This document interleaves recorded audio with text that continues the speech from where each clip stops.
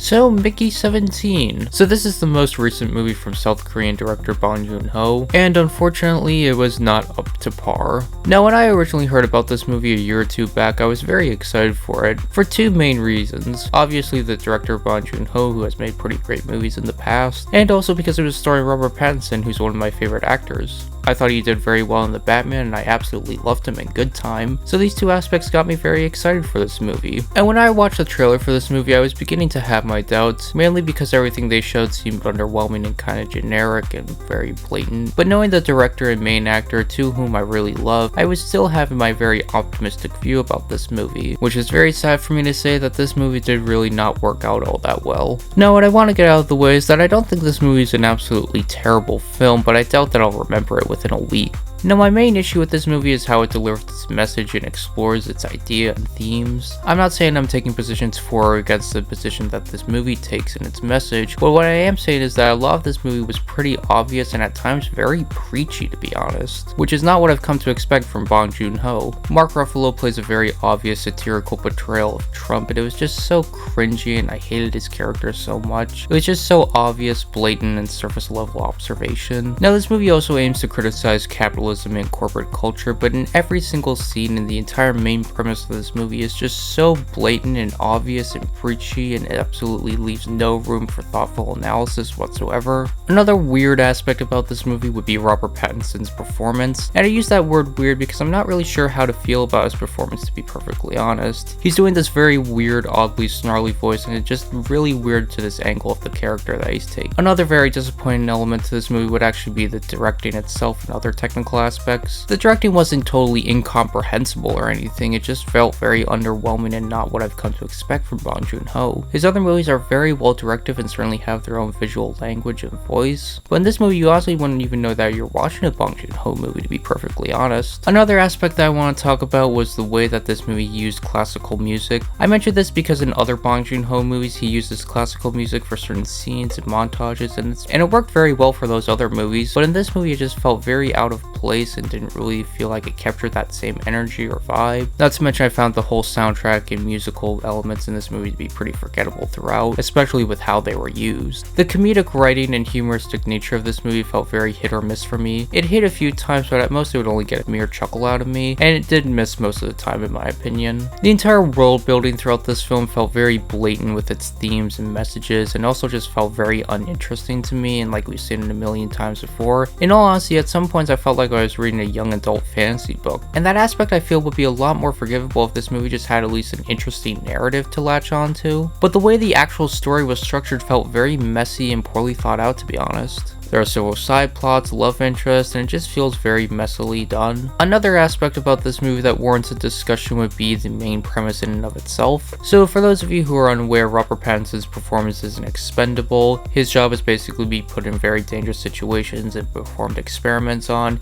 and every time he dies they just print out a new version of him, another clone or whatever. And a criticism I see of this movie is the fact that they don't really delve into this issue much at all. In fact, there's literally a line in the movie where they say they went off to space to literally do this so they didn't have to think about it. But the moral aspect and ethical dilemma and what makes a person is something that's really interesting that this movie could have explored, and I can definitely see the argument that this movie's not interested in exploring that aspect and uses this more as a critique of corporate culture, but I definitely feel like you could have had it both ways. Mark Ruffalo's character seems to care very little about Expendables, but you could still have other characters in this movie think about it. I don't know, I think it was just much of a wasted opportunity, to be honest. And now the last thing I want to talk about in this movie will be some plot conveniences and annoyances that I want to talk about. So if you don't want to hear those, then skip to this part in the video and come back later for the rating. So near the end of the movie, the two Mickeys are being strapped to explosive devices, and Mark Ruffalo's character has both buttons that he can use to detonate them, and he says that he has to go out and collect tails from the alien life forms or whatever. And eventually Mark Ruffalo's character goes out there and attacks the indigenous life form himself in his own vehicle. So Mickey 18 jumps on top of Mark Ruffalo and they wrestle for a bit, and Mickey 18 eventually grabs the device and he pushes the 18 button, which blows up himself along with Mark Ruffalo's character. But in all honesty, he really didn't have to do that and was kind of an unnecessary sacrifice. It felt very cheap because he could have just punched him or whatever. You didn't have to blow him up alongside of you. He could have ripped out the device off his arm and then just shot Mark Ruffalo's character or something. And there's also a very annoying fake out in this movie. So near the end of the movie, there's a presidential ceremony where Robert Pattinson's girlfriend is making a speech because she's the new leader of the colony or whatever. And they're gonna blow up the cloning device. Then it shifts locations to the cloning device center where he was cloned a bunch of times, where he sees Mark Ruffalo's character's wife who's re-cloning Mark Ruffalo's character. Eventually he has an inner monologue and says, "What would Mickey 18 do?"